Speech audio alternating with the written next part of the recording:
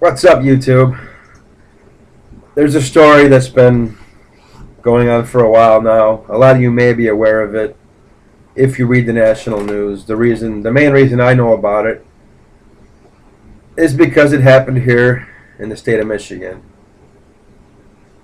And it regards a man who shot a woman on his front porch back on November 2nd.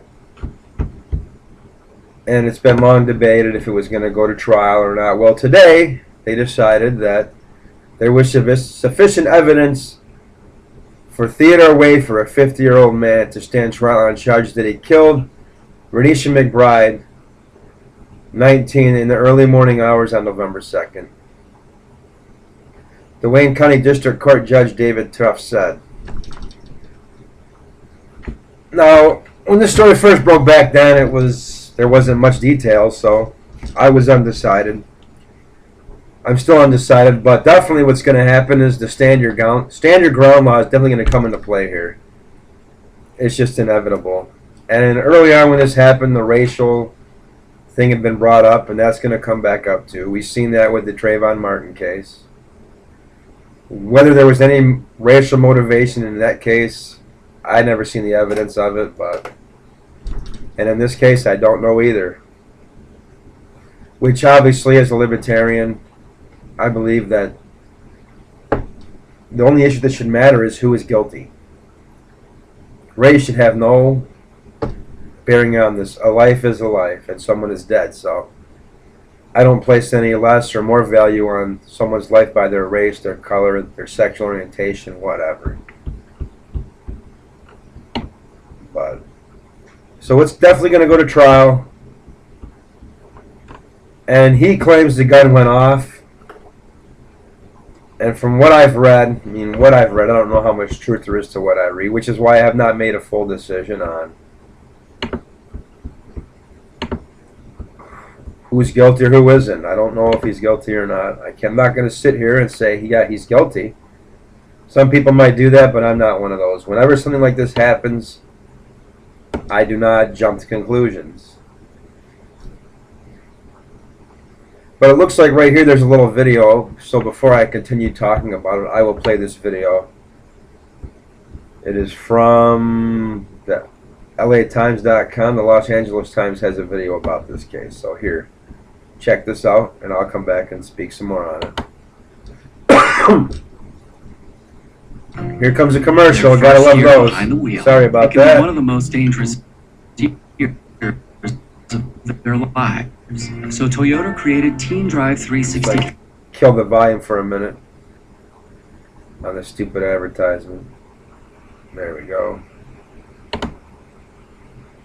Alright, here we go. Here's the news. The Dearborn Heights man accused of killing a young woman who reportedly was looking for help after a crash was in court today for his preliminary hearing. My TV 20's Kristen Pierce was in the courtroom and has the story. Today, prosecutors called multiple witnesses to the stand to prove why Theodore Wafer should stand trial in the murder of 19-year-old Renisha McBride. Renisha McBride was shot and killed on the front porch of this home in Dearborn Heights. She was involved in a car accident a couple hours earlier in Detroit when she ran into Carmen Beasley's parked car. Witnesses on scene say McBride appeared disoriented, and Beasley told the court she immediately called 911. I didn't know how hurt she was, so I wanted, her to be examined for someone to come because I didn't want to be too intrusive on, trying to find out how hurt she was. Beasley said McBride appeared to be intoxicated, and the toxicology report confirmed that her blood alcohol level was 3 times the legal limit. It also found traces of marijuana in her system, but the medical examiner said this would not have changed the cause of death. From the appearance of the wound, within 3 feet. Dr. Kisha testified that McBride was within 3 feet of Theodore Wafer when he shot her in her face. Early into the investigation, Wafer told police he thought McBride was an intruder, but investigators found there was no sign of forced entry, and Wafer shot the teenager through a locked screen door. Yes, I just shot somebody on my front porch with a shotgun banging on my door. Okay, what city are you in? Thank you. What city are you in? Prosecutors questioned Beasley about McBride's demeanor after the accident. They wanted to know if she fought with Beasley. Was she belligerent? Did she become testy or combative in any way? And Beasley's response: No, not at all. No. With your news that's straight to the point, I'm Kristen Pierce, TV 20, News at 10. The hearing was adjourned today just after 6 and will resume tomorrow. All right, so I don't know what to think. Whoops, Hello. what's this? Check Sorry it out. about that. I'm a meme, get it? Gotta get rid of this page here. Being a meme is harder than I thought. All right, there we go. What was I saying? Yeah, I don't know what to think. It does sound bad for him because I don't understand why he would shoot her through a locked screen door in the face. No, I had heard a while back that he claimed that the gun just went off, but it's hard to say. But he's definitely going to go to trial for murder, so it's going to be a while before this all plays out.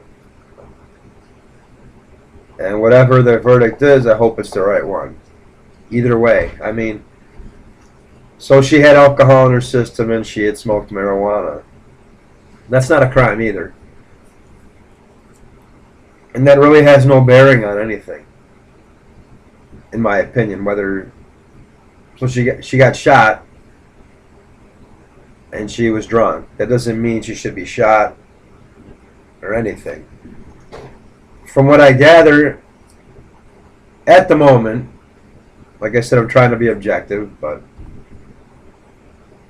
I don't see where she attacked him either, so I'm trying to understand.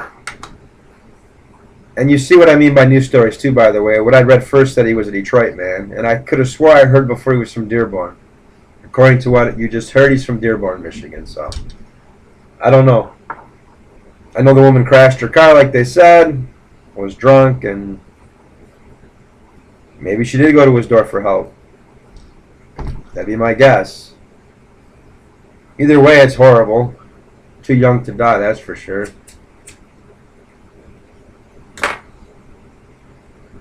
The one thing I don't like is that it's going to become a racial issue. Like I said, it always does. And that's just going to cloud and distort the real issue, whether it was justifiable or not. From what I just heard, it doesn't sound justifiable to me. But all these facts haven't come out yet.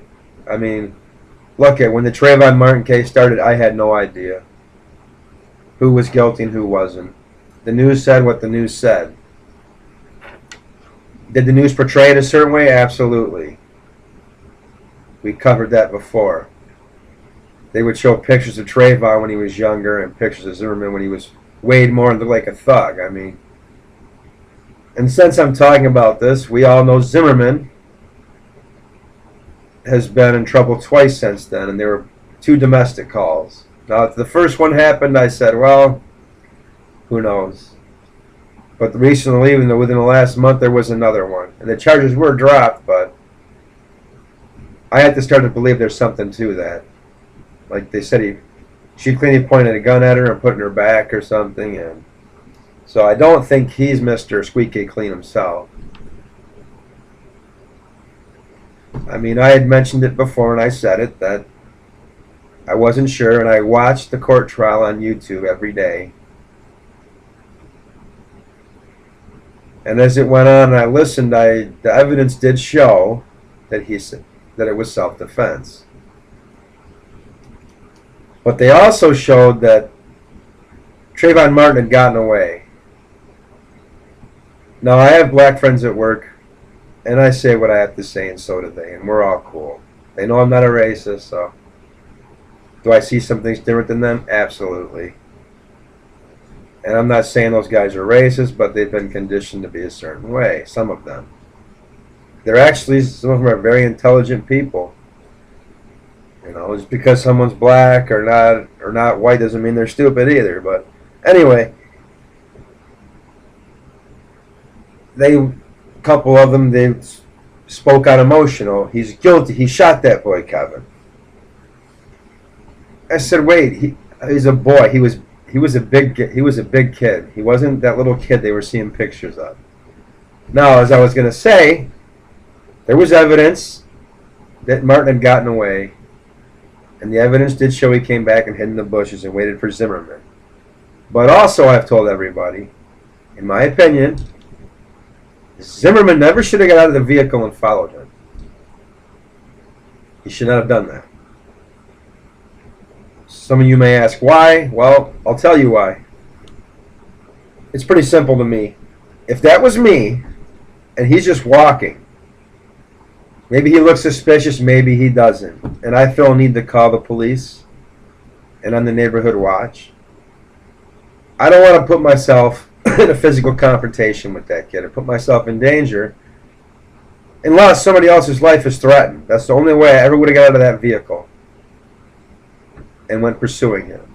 So I told everybody at work, those guys and everybody else, that they were both equally wrong and they both caused the final outcome of that situation. Put it like this, someone's following me like that and I got away, I don't know him and I'm a young kid, I'm not going back to show how tough I am. I'm not going to go back and hide in the bushes. Just like I'm not going to follow the kid and get out of my vehicle and follow him. No. Look at all the trouble it caused Zimmerman, and look at that kid lost his life. Was it worth it? Absolutely not. But back to this case, we're going to have to wait and see what happens. But they're going to talk about stand your ground. And from what I've seen so far, I don't think it's going to apply, but stranger things have happened.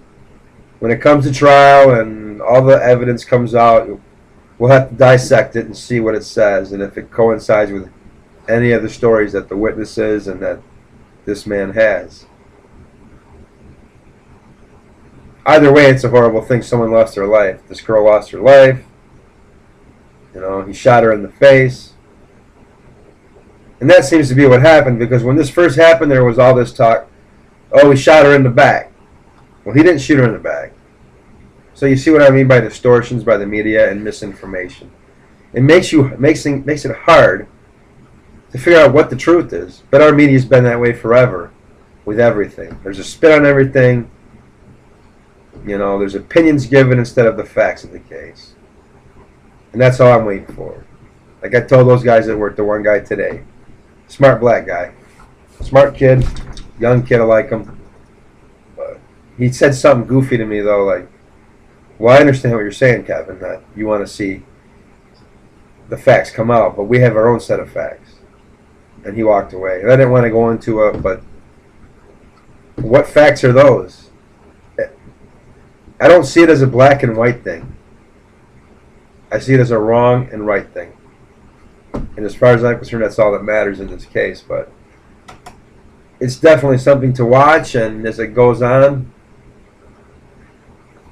and something big happens when this trial starts, I'm sure I'll be making another video, maybe more than one, on the developments of the case and what's going to happen. But whatever happens, I hope it's the right thing, either way, and justice will be served. But the hard thing is going to be for this guy is to prove if he's telling the truth, because he could just be saying that the gun just discharged. How's he going to prove that? I don't see how it's going to be proven if that's the truth anyway. And I don't understand why you would. I mean, I'm under the impression that he opened the front door, and that the screen door was locked, and that's when he shot her. So, and he said he believes she was trying to break in. I don't know. It was dark. Who knows? I wasn't there. The only two people that know what happened was him and her, and she's dead. So anyway, I'll put a link to the story in the description box. And that's it for now. We'll see. But later.